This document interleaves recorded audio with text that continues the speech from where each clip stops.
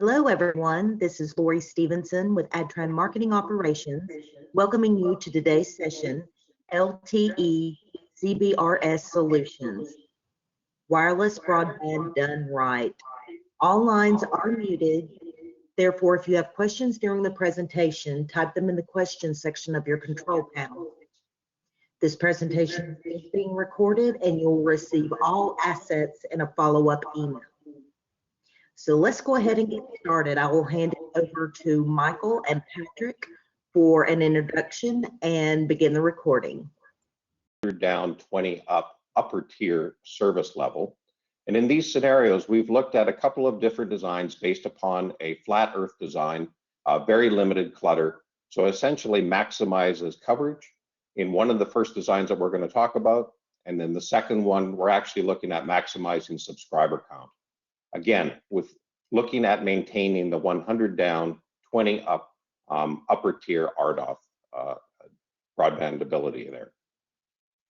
Then after that, we're going to talk specifically at a high level around our CPE solutions, discuss our EMS, and then we also want to address the path that we have to 5G NR and ORAN. So let's get started specifically around the CBRS itself. So this has been in the works for some time. So in April 2015, the FCC actually established the CBRS spectrum for commercial use.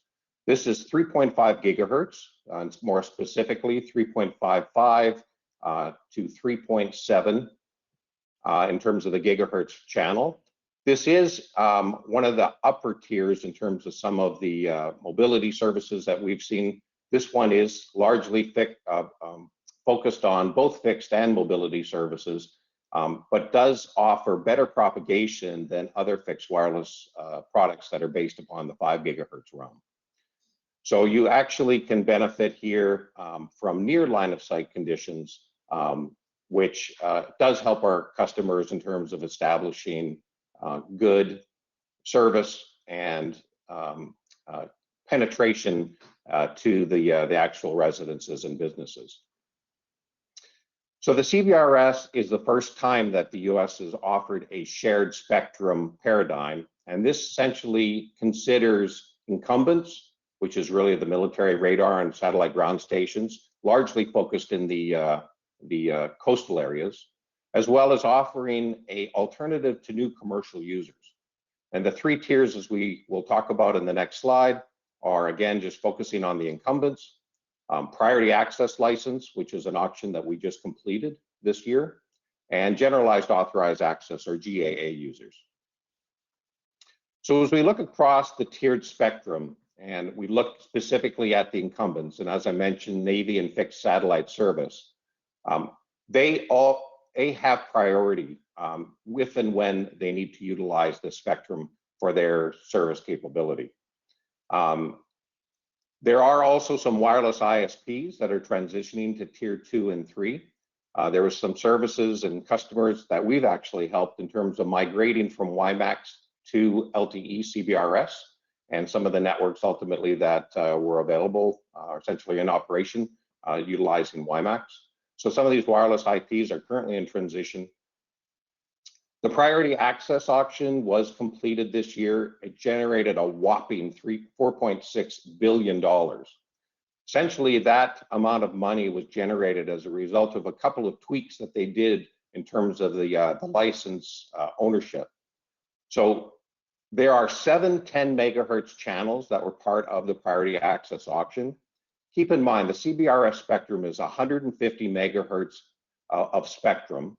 So the priority access is 7 10 megahertz channels, or 70 megahertz of the 150. So when the originally it was 4 channels that they would have licensed for 4 years, when it was actually augmented and changed to a renewable license offering that capability for up to 10 years, it definitely generated a tremendous amount of interest and a tremendous amount of dollars for the FCC. If you look at the main players of that 4.6 billion, it's the ones that you would imagine, some of the incumbents, Verizon, a lot of the large MSO carriers such as Cox, Comcast, Charter, as well as many new entrants across the country. So these licenses in this auction was focused across geographical areas tied to a census tract, and you could essentially buy up to 4 channels in the auction process as a maximum amount of the total 7 that are within the geographical area. So there was a tremendous amount of interest here, and we can see specifically where this CBRS spectrum is expected to be very widely deployed. The generalized authorized access licenses, which is the remaining 8 10 megahertz channels, are to be shared. And when I say shared, that means that you don't have to own the licenses. You can essentially come into the program today, and you can actually put up a network, and you can utilize some of those shared licenses, or in the event that some of those PAL licenses or the priority access licenses did not get picked up, and there are some counties where they did not sell all 4 licenses, you do have the ability of utilizing those licenses for your network. And we can talk specifically about some of the business cases and capabilities that are representable there. So again, it's the first time in history that the FCC has put forward a shared spectrum scenario. And again, that shared spectrum does have some criteria that we must follow. Obviously, the incumbents who do have a priority access to that. We do have some that have actually purchased up to 4 licenses for 10 megahertz channels to help their network deployment and ensure that they have access to a specific amount of capacity there. But if for those that just looking for coming in and utilizing the service, or may have purchased some of the channels and are counting on some of the general authorized access licenses to augment their service, this is completely available now. And by the way, this service did launch in January of 2020, so it is live. So obviously, the coordination of all of this needs to occur, and there is a frequency coordinator that essentially watches over all of the devices and users requesting service to ensure that equal and opportunistic access is available to the customers themselves, and that is the Spectrum Access System. So if we look at the SAS, and this chart specifically tied to this server, it does maintain a database of all of the CBRS base stations, which are formally referred to as Citizen Broadband Radio Service Devices, or CBSDs. So it includes their tier status, as we talked about, whether it's incumbent or PAL license owner or just a general availability request. It is then defined on a geographical location, and obviously any other pertinent information to ensure that it's able to coordinate the channel assignments and manage any potential interferences. So essentially, the SAS has the ability to look across all of the components or the users that are out there requesting service and ensure that it is equitably shared. So in the event that interference is defined, or a military radar system channel may be occupied, there's actually environmental sensors known as environmental sensing capabilities that are placed in coastline areas largely, in terms of making sure that they do maintain and understand the incumbent usage. If they do sense that there is a potential user in the incumbent space, it does alert the SAS. The ESC essentially alerts the SAS to ensure that it changes any of the impacted CBSD channels. So essentially the SAS would then move some of the channels to ensure that there isn't any interference with the incumbents. When we look at 2 classes of base stations, we look at both Class A and Class B, and this really relates to the power output of the devices themselves. We will be talking about Class B devices here. However, Class A devices essentially are low power indoor units, perhaps, that essentially have very low output power, perhaps 24 dBm per 10 megahertz, and a maximum EIRP of 30 dBm, which is effectively 1 watt. The units that we'll be talking about specifically today are all Class B devices, both in terms of the eNode B as well as the CPEs or the customer CRAM equipment.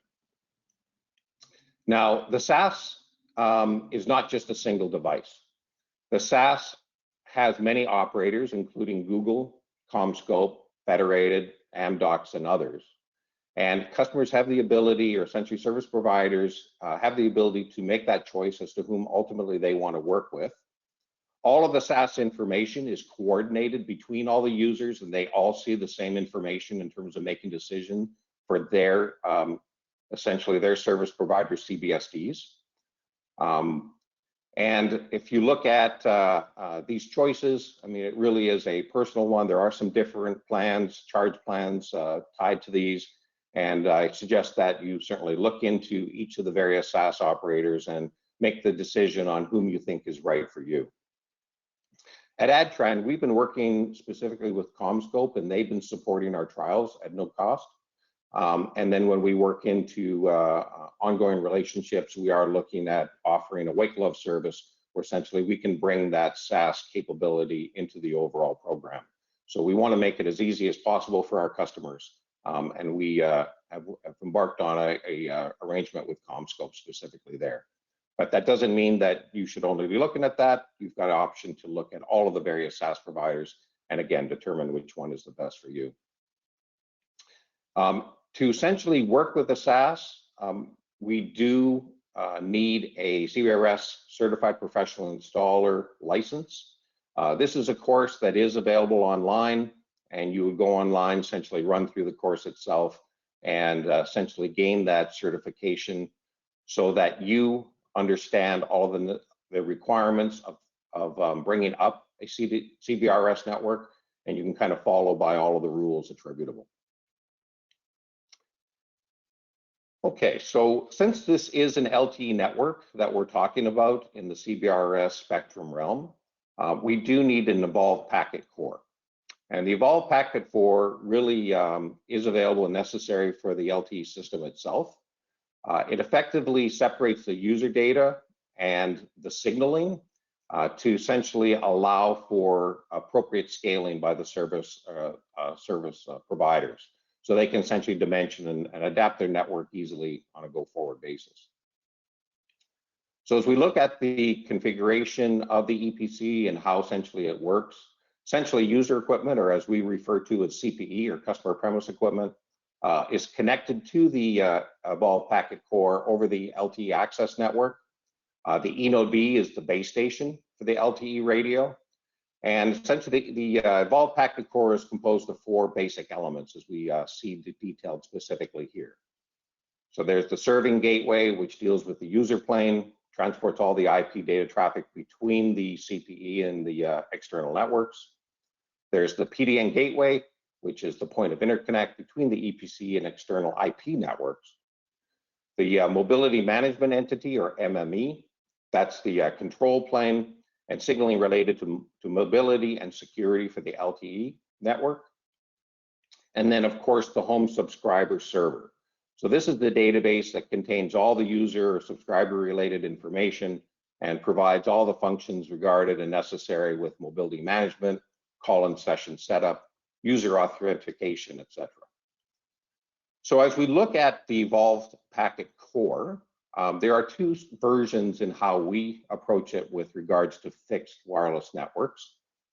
We do have the ability with the FW300i of having an integrated EPC. So essentially those functions that are necessary to essentially meet the service delivery in a fixed wireless network would be available in the eNode B itself. And essentially when you're configuring that eNode B, you would then be configuring the CPEs as part of your provisioning service. And let's think about the fact that these CPE, which essentially are mounted likely just above rooftops of residences or enterprise, they are fixed. And so as a result of that, they pretty much are associated with that single base station. And so it makes it obvious that we can integrate an eNode B and make it simple on the service provider as they're deploying the network itself. Some of our more high capacity solutions, which is our FW600, or in the event that you're looking at providing mobility services or even supporting nomadic devices, so such as iPads and the like, which are coming out today with CBRS Spectrum as their ability in terms of support. We would look towards a centralized evolved packet core in those situations. And the centralized packet core essentially would then support all of the eNodeBs and your CPE across the network, and you would have an ability to support some of those nomadic devices and even some of the mobility capabilities that could be present here. So we do support both of these options, and just as an FYI, so we are working with a player here as well in terms of ensuring that we can provide our customers both options, whether it's an integrated in the eNodeB with our BLiNQ products or a centralized solution as well. Okay, so as we look at the CBRS offering, so we have 150 megahertz here. And as I mentioned earlier, at 3.5 gigahertz, it's actually a pretty favorable mid-band spectrum. It allows good coverage. Most of the fixed wireless to date had been deployed around the 5 gigahertz realm. And as a result of that, the 3.5 does have a bit better reach in terms of coverage, as well as it's considered a near line of sight technology. Now, that doesn't mean that it can penetrate, dense forests and essentially make it across mountains and terrain or morphology conditions. But what it does mean is you are able to see signal as it may bend over top of a tree canopy.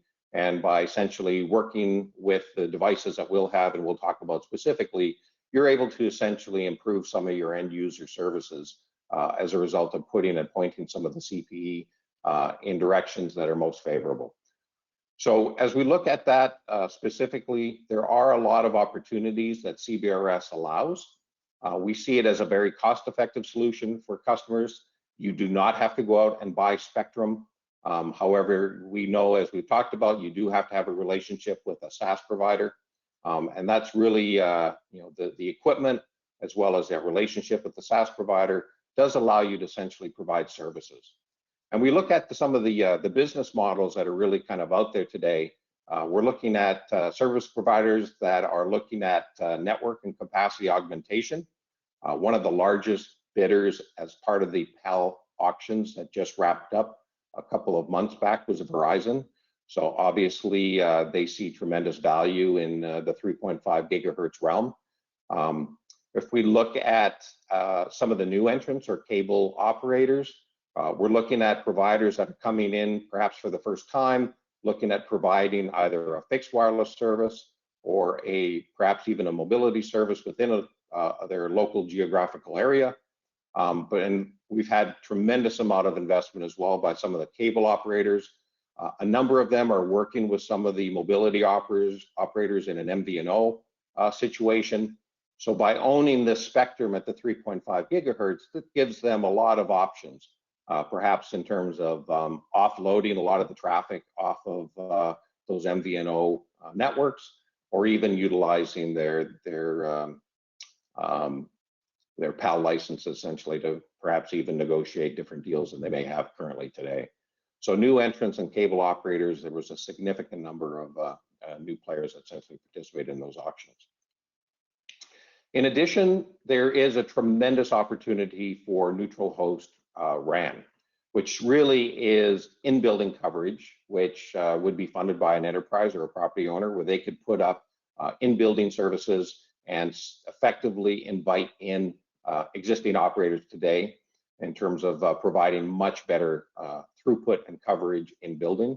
We know that that is certainly one of the great untouched areas across the country. And we see a tremendous opportunity of neutral host providers. We utilize the CBRS spectrum and install equipment that they know that they can essentially offer service to those that may be seeking better coverage and throughput in building scenarios. And then private LTE. So the concept of a company that may have a large campus, they may have a large manufacturing facility in which they're looking at building their own network and providing service and speed capability to either their workers or to consumers that may be within those areas. So whether it's a campus environment or a private enterprise, there's a tremendous opportunity without having to go out and buy spectrum in terms of providing these type of services. So as you look across the myriad of players that were involved in the PAL auctions, as well as those that weren't involved and we are working with today, there's a lot of excitement built around the CBRS solution, and we do see it as a real opportunity of working with our customers and addressing a lot of the service needs that they see in terms of delivering end user differentiation to their customers. So as we kind of look at, just a kind of a summary here. So, I mean, obviously, demand is limitless, and we can see that as a result of the 4.6 billion that was generated by the PAL auctions. But, resources out there are finite. So we've got the licensed spectrum that we know well that the carriers essentially have utilized to essentially launch their mobility services, et cetera. We have unlicensed spectrum that a lot of the players have been utilizing in some of the existing fixed wireless networks, as well as Wi-Fi capability. And we know that obviously some of the unlicensed spectrum, though it is free and available, it can get crowded. And as a result of that, customers are looking for alternatives. And then, of course, the shared spectrum, which really opens, as I talked about earlier, opportunities for everybody involved, whether you're an incumbent or seeking alternative service or looking at building a neutral host or a private LTE system. It is a situation where we now have a service capability that is geographically based and can be essentially offered to our customers.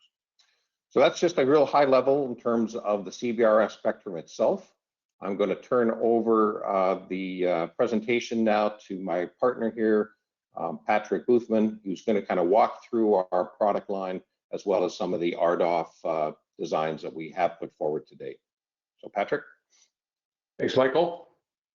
So we'll discuss a lot of this stuff. This may dive into some technologies at every point at various points in time. So we feel free to ask questions in the chat, and we'll have some folks answering some of those questions along the way as best we can. And we can leave some time for answering specific questions towards the end as well. So we'll try and run through this without putting everybody to sleep with a bunch of deep technical details and be able to go from there. So I guess from the next slide. So some key differences or differentiations about BLiNQ itself. The eNode Bs and the base stations that we build for CBRS are fully integrated, which means it's not a split design where you've got a shed at the base of the tower and your baseband unit happens to exist in the base of the tower, and then your radio heads and antennas at the top of the tower, and you have to run waveguide or other complicated cabling systems to get things going up, between the tower and the baseband. Our base stations are typically always fully integrated, which means baseband unit, radio heads, antennas, GPS, and even, as Michael mentioned, the ability to embed a packet core specific for fixed wireless, all within a fully integrated unit, designed to be zero footprint install from a base of the tower basis, and also designed to be one person installable and deployable in a very short time frame. Another critical element for how we've designed this, and this is one of the things that's really critical when we talk about CBRS in particular, especially once you start talking about the 10 megahertz PAL licenses, for example, and trying to aggregate data and aggregate channels between PAL and GAA to maximize the capabilities, especially if you want to meet or exceed those RDOF minimums. One of the things that we have is, the IBW, the bandwidth available, is we can aggregate channels from anywhere in the band, right from the very bottom of CBRS at 3.55 gigahertz, right up to the very top at 3.7 gigahertz. And we can aggregate multiple channels together to get the maximum performance from whatever's available within the spectrum. A lot of our competitors are typically restricted to either having adjacent channels. So the most they can do is 40 megahertz, but the 40 megahertz need to be 4 10 megahertz channels side by side, or 2 20 megahertz channels side by side, whereas we can take 10 and 20 megahertz channels from anywhere within the spectrum. Another key element from our approach as well is the fact that we designed our products to address the fixed wireless market to begin with. It is LTE, so it supports all your standard LTE mobility functions, roaming, handoffs, S1 handoffs, X2 handoffs, things like that. But we designed everything to for the purposes of addressing the rural fixed wireless problem, rather than trying to take something that was designed for a dense urban mobility-centric environment and trying to make that work in a specific fixed wireless environment, particularly in a rural element where, the number of users per sector is often, you're looking at people that may be mile, 2 miles, several miles away, for example, from each other. And, the cost effectiveness is very limited if you have a very expensive, solution that was designed for, again, a dense urban, metro type of an environment. Obviously, any wireless solution is only as good as the full portfolio that goes along with it. So in addition to base stations, we have, what we're pretty confident in saying are the best customer premise equipment, portfolio on the market. From a performance perspective, from a cost perspective, they really, resonate with everybody.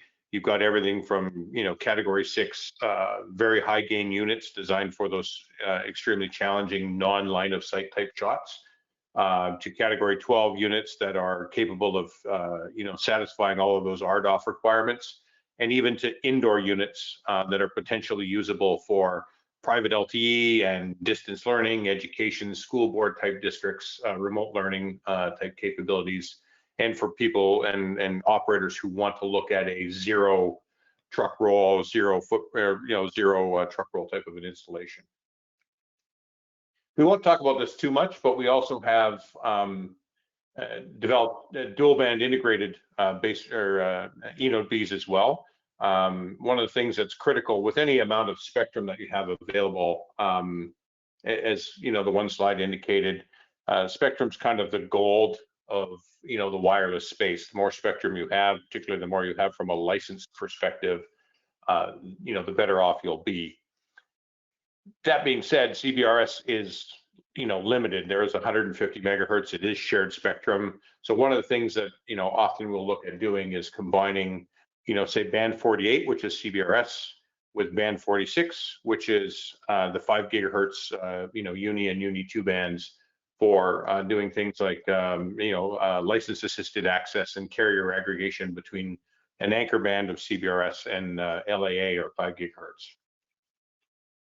Also within all of our systems, because they've been designed for CBRS and other shared spectrum and or unlicensed spectrum mediums to begin with, very strong interference mitigation techniques and algorithms have been incorporated into the box from day one. So we do spectrum scanning. In fact, even when we request a license from SAS, we actually scan the channels first, and we'll actually tell SAS what we see are the cleanest channels, and therefore make the request to be able to go from there. So we talked about one product that we've shipped about, well, several thousand of these so far this year into the CBRS environment in the US alone. This is our FW300i. The FW300i is a fully integrated 3-sector compact small cell.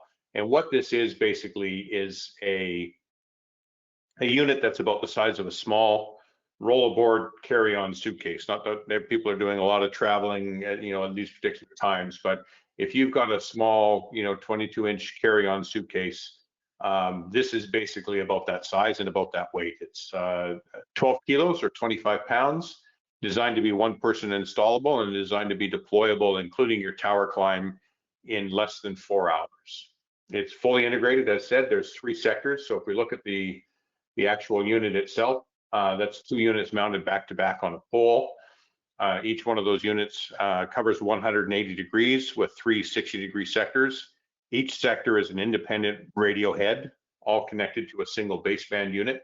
And we can see, examples of antenna patterns below. Capable of operating in frequency reuse of 2 or a frequency reuse of 3 quite successfully. And we can also do some various techniques like carrier overlay. So, and it's all software controlled. So from a software capability, once it's deployed from an operator perspective, you just simply log into the console, whether it's command line or element management system or the built-in web user interface, and you can actually, allocate or aggregate channels, between sectors at any point in time, or you can even actually run it in a carrier overlay mode. If, for example, you wanted to, capacity was more of your concern and not necessarily, super high throughputs or things like that, you could actually run, 3 sectors simultaneously, all within, or 3 different radios all simultaneously in different channels within a single sector, and be able to actually maintain full performance on all of those, but each one would be independent. You would not be doing carrier aggregation, or you can do carrier aggregation between all 3. So just to answer the one, question that popped up, for example, we are capable of aggregating 3, 1, 2, or 3 channels at any point in time within the box. Typical range that we're seeing, like anything, its range is really determined by your uplink, and CBRS is limited in a 20 megahertz channel to 50 dBm per 20 megahertz, decibels above a milliwatt for those that are unfamiliar with it. So in a 20 megahertz channel size, you're probably looking at, typical deployments are between 3 to 5 miles, non-line of sight, and maintaining solid performance. We have tested with some customers, some of whom may even be on this call today. We have tested in excess of 15 to 20 miles and maintained solid performance. That's in a flat open terrain. Like anything, range is dependent upon the morphology and the environment that you're at. So that's really the determining factor, but it really comes down to uplink more so than downlink as much as anything else. So your CPE and your range will be determined by that. Now, one of the advantages of this fully integrated system is we've got 18 dBi antennas built into the unit. So a benefit of that is, all that antenna gain applies on the uplink as well. So, it helps to have a balanced link budget so that you get solid uplink performance as well as downlink performance.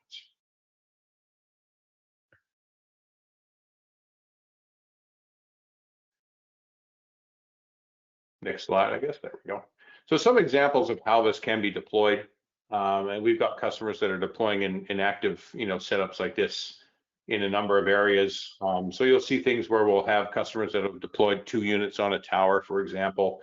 And if we look at the slide in the bottom right, or the graphic in the bottom right, for example, that might be a typical 2 units mounted back to back on a monopole or on a tower, and you're getting basically 360 degrees, 6 sectors, roughly 1 gigabit per second of capacity from a single cell site at a very low cost, spread across those 6 sectors. And then as you grow your network, you can actually simply log into the devices and change the configuration to allow to move to higher levels of capacity. So, for example, on the bottom left corner, we see 2 radios that are potentially configured in 3cc mode each.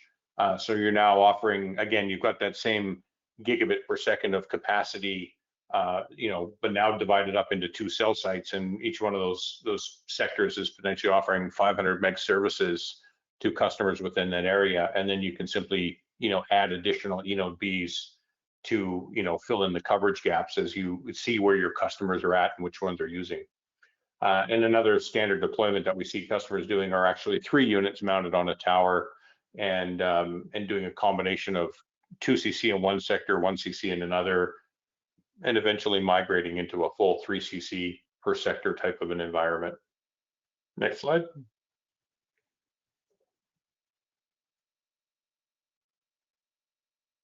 There we go. And of course, the big brother to the FW300 is the FW600. This is fully integrated as well, except for we actually pair this up with external antennas. In particular, we have one of our patented multi-beam antennas, and the multi-beam antennas paired up with the FW600 allows a couple of things, very high levels of densification that can be applied into a network, for example. So our multi-beam antenna is basically a 65-degree coverage area, if you will, with that multi-beam antenna. it's passive beamforming at this point in time. But within that multi-beam antenna, you basically have 3 independent 18-degree beams that exist, within that multi-beam antenna, for example. So you can actually potentially even use it in a frequency reuse of 1, but works best with a frequency reuse of 2, for example. But within that, so you could have a very dense, network if you have a lot of customers and a lot of requirements for capacity within a very limited area. So if we look at the graphic on the bottom left, for example, that would show an environment where you have 4 antennas and 4 radios mounted on a tower, and you actually effectively at that point in time have 12 independent E-node Bs. Each one of those beams, by the way, in that antenna is its own independent LTE E-node B. So you're not sharing capacity, from one beam to the other anywhere along the way. Each one is independent. So you'd have effectively, 6 gigabits of capacity out of a cell site, potentially doing something like this in a 3cc type of environment, or in a 1cc environment. You're looking at, roughly 1.5 gigabits per second out of a single cell site. So it's very scalable in terms of how you can go from a 1cc, 1.5 gig scenario with just adding radio modules in. You can go up to 6 gigabits out of the exact same cell site without adding anything to the antennas, without changing anything other than simply adding radio modules in. The antenna also brings a couple of other elements to it as well. This is fine. It's a very high gain antenna. It's a 24 dBi antenna. So again, you have much higher levels of uplink performance as well. So this helps for those environments in which the subscribers, maybe have more challenging links to maintain, top modulation rate if they're, farther out or have a greater non-line of sight type environment. We won't dive too deep into the specifics on, the details on these slides. I'm sure the recording or the slides can be made, anywhere, later within the group.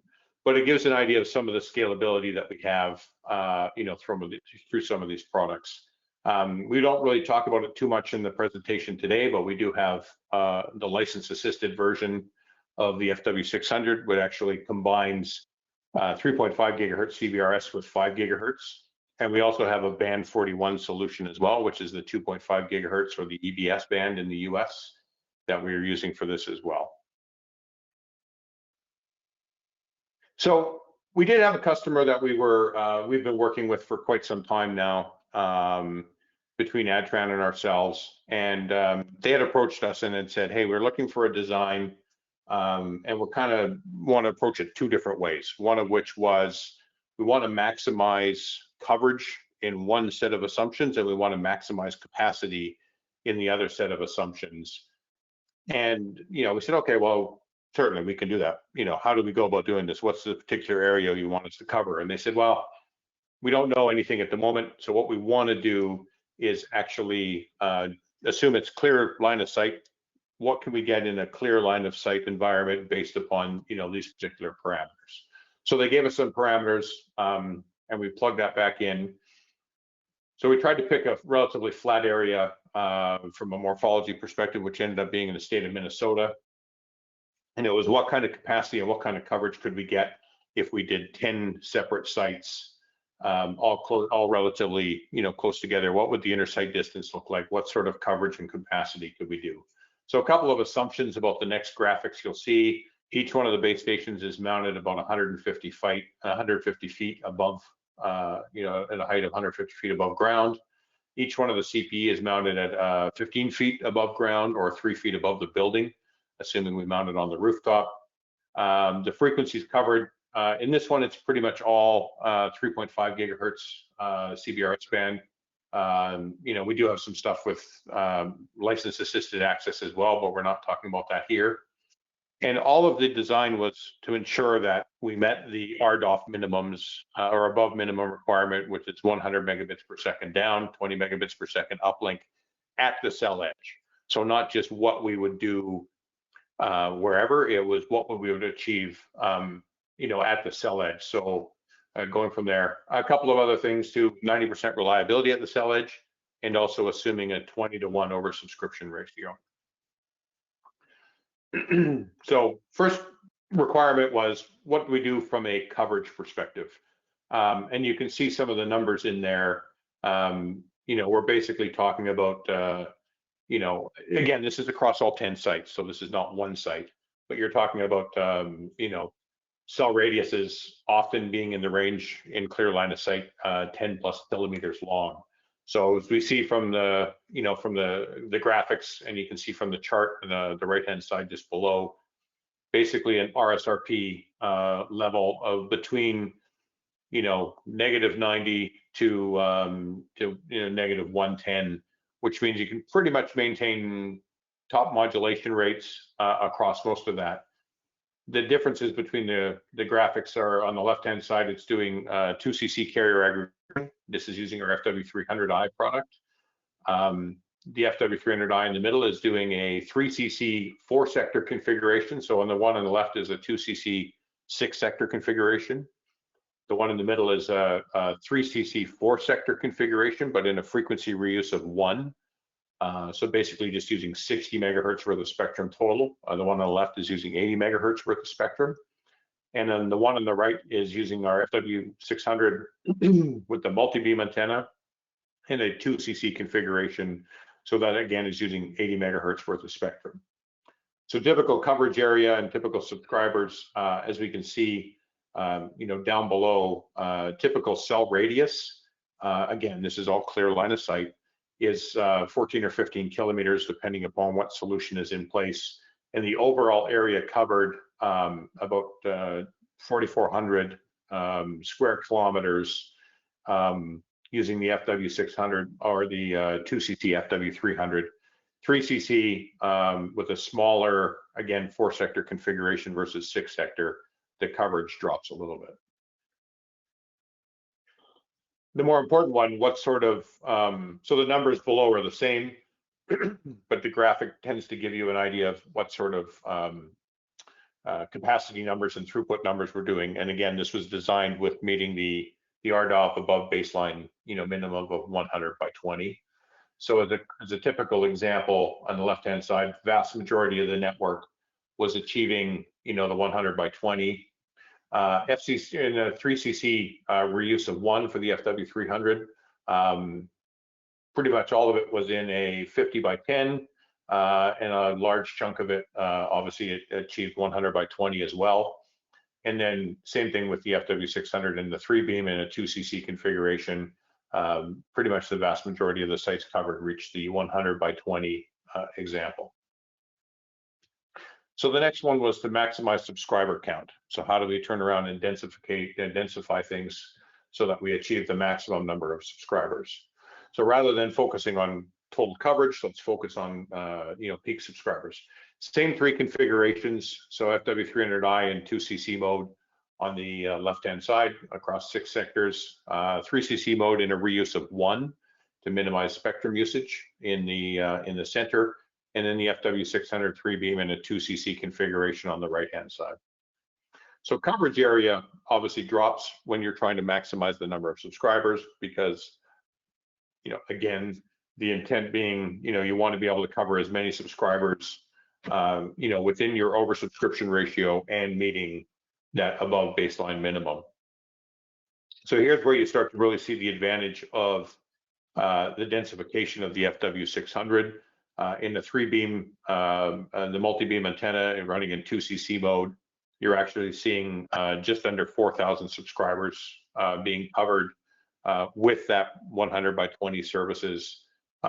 Typical cell radius reduced down to 5 kilometers from previously 15 kilometers. So obviously you're only covering, just under 500 square kilometers with those 10 sites. But again, that's some almost 4,000 subscribers meeting those above baseline numbers. And here's your typical throughput example. Again, from a subscriber count, we see the FW300i and 3cc with a reuse of 1, probably covers about 60% with the 100 by 20 requirements. The FW600, covers pretty much most of the environment with a 100 by 20 basis. And again, the requirement was 90% reliability at the cell edge. And of course, the FW300 and 2cc accomplishes much of the same thing, but at about just over, about 60% of the subscriber count of the FW600. So at the end of the day, here's some, final numbers that come from, this whole RF analysis and RF study that we did, based in Minnesota. And what we really see is, how much spectrum was being used. And again, I won't read everything to you along the way, but overall site capacity in terms of real world numbers, if we take a look at the FW600 in a maximized coverage environment, typical uplink downlink, you're actually looking at about 1.8 gig downlink, another 477 meg on the uplink side. Spectral efficiency in bits per second per hertz, in excess of 30 bits per second per hertz from an efficiency basis. And peak uplink or downlink uplink ratios, 150 down, 39 meg up, typically in the 2cc version. You'll see higher numbers in the FW300i 3cc version for the downlink side, and that's obviously because we're doing 3 carrier aggregation on the downlink, so you'll get greater capacity out of that one, but obviously a much higher number of users, in that particular case. And as we look at the maximum number of subscribers, this is where it starts to really stretch the legs of things like the FW600. Just 3,840 users, for example, capacity per site, 2.4 gig of real world measured through performance on the downlink, 700 meg on the uplink.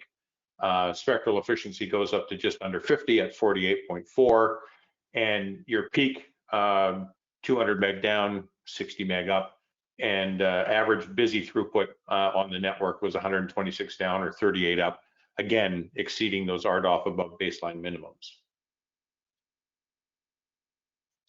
So we talked a little bit about the embedded EPC, and really from a packet core perspective, we are Switzerland in that sense. We offer an embedded EPC from a deployment perspective to be simple and flexible in deployments. But we also have worked with a number of third-party packet core solutions quite readily, and have done so at a number of large operators in the US and around the world.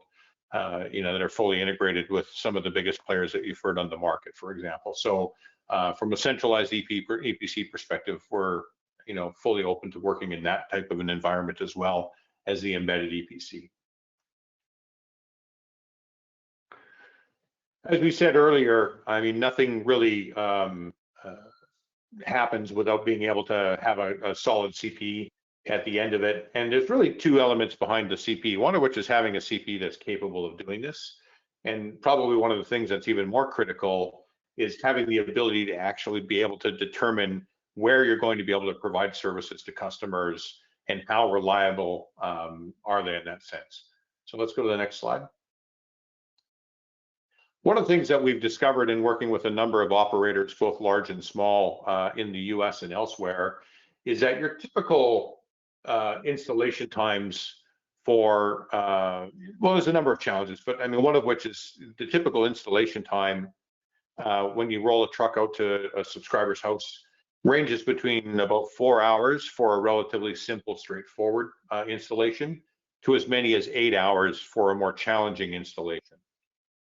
There's also an even worse factor in it, is until that installer gets in this truck and drives to the customer site, you really have no idea how reliable it is that you'll be able to provide services at that customer's site.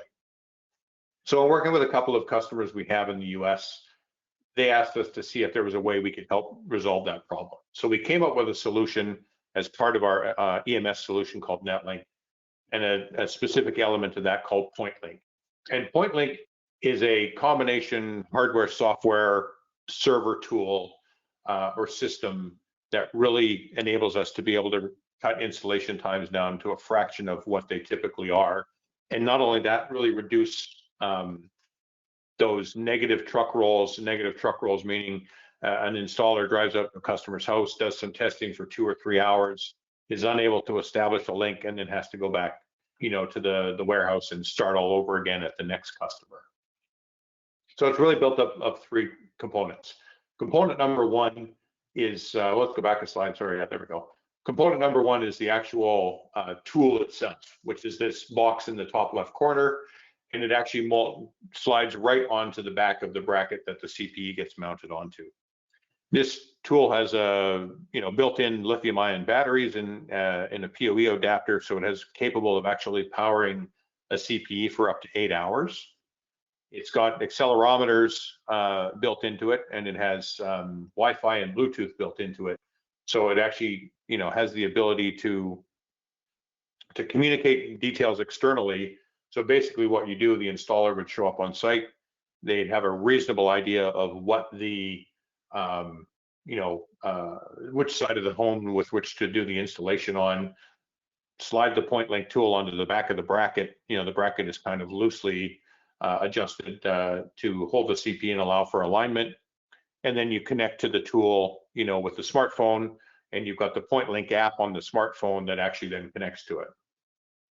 So if we go into the next slide, and of course, there's actually a stage before this that I really forgot to mention, and that is before the installer even leaves the facility or the warehouse, he can actually go on to the PointLink tool and the EMS tool and plug in the address, and it's 123 Mulberry Lane in whatever city in California that Michael lives in, for example, and goes to 123 Mulberry Lane, and he pulls up that address on the thing, and it actually says, okay, yeah, we think we can support Michael's address, and here's an estimate of what we think we should be able to provide.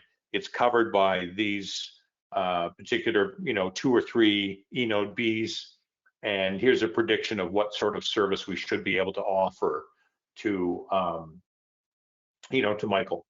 And so one of the things that eliminates right up front is it eliminates that whole negative truck roll of driving and then finding out that the customer is unable to establish a connection from their location based upon inaccurate or poor mapping and morphology data. So first, that when you're rolling a truck roll, you're 95% certain that you're going to be able to establish a successful, viable, and worthwhile connection for that customer. And so you get that survey and everything right up front. Then once you get to the site, the PointLink app, communicating over the sort of the mobile network, assuming that exists. However, you can also download data right onto the smartphone app itself. So even if you're in an area that has no mobile coverage at all, you can actually run off localized data as well to ensure that you're, establishing, you're not dependent upon any outside connectivity from, say one of the MNOs to be able to do any of this as well. It does actually have the ability to download all the data locally as well onto the smartphone app. So once you get to the site, it will say, okay, dear Mr. Installer, here are the 3 eNode Bs that are visible from Michael's address at 123 Mulberry Lane. And it'll give you predictions in terms of throughput performances at each one of those locations. So at that point in time, you could actually go through and say, okay, well, eNode BA has a prediction of 25 meg down and 3 meg up, and location eNode B has a prediction of 75 meg down and 5 meg up, and eNode C has a prediction of 100 meg down and 20 meg up. Okay, perfect. I'm going to pick eNode BC. And so we'll actually go through, you mount the CPE, again, loosely. You'll take the app and the PointLink, the PointLink hardware will go on there. You'll take the app and it basically pops up with the antennas or these arrows rather. And you can actually align the tool, whether it's a 1-person or 2-person. You align the tool until the bracket until the arrows lined up. You then have the perfect connection. Lock down the CPE. It then allows you to run a speed test, whether it's iPerf or speedtest.net, for example, which is coming in a future release, to be able to run a speed test to prove that you can reach those minimums.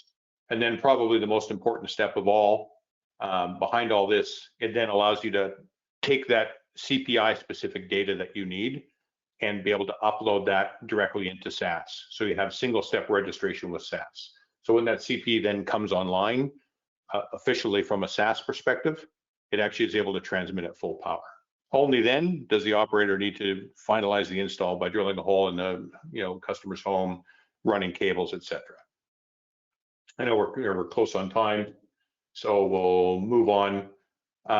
Obviously, along with this, we've got a full EMS management suite that includes all of these things: management of packet core, the PointLink app, ties into self-optimizing networks, for example, for doing optimization or auto optimization of frequencies, in conjunction with SAS. Next slide, just some basics of how our EMS is architected. Again, we won't talk about this too detailed, but it's all based upon, best of breed, current open source architectures such as Elastic for data storage, Grafana for visualization, Spark, TR69 for management of CPEs, and then all running on Docker containers. And so we don't have time to really dive too much into this, but part of all of this, and one of the key elements behind our whole architecture, is the fact that we have spare capacity from a baseband processing side of things, is to be able to migrate towards a 5G evolution. So everything that we have currently actually has the ability to be migrated to a 5G core, and actually could connect to and interoperate with, and we're already well down this path of doing a software upgrade that allows you to migrate to a 5G core environment, for example. So you could have a centralized virtual baseband, and then the BLiNQ FW300 or FW600 effectively becomes a remote radio head, and you determine your split from there. I think we're pretty much running, from a time perspective. So any last comments, Michael, I think at this point? Yeah, no, I just wanted to, again, thank you, Patrick, for helping participate with this. As indicated up front, we are working with customers specifically around CBRS solutions. So if you see something here that you think could apply and help in some of your network ability, please reach out to either myself or Patrick, as we would love to work with you and kind of model your network and understand specifically how we can help. Lori, I'm going to pass it back to you just to. Okay. We are at the top of the hour. We didn't get to we did not get to our questions, but for sure we'll have these gentlemen follow up with the questions that were typed in. We appreciate your time and for joining us. You will receive a follow-up email with the link to the recording and a copy of today's slides. I hope everyone has a fantastic day, and stay safe, stay healthy. We'll see you next time.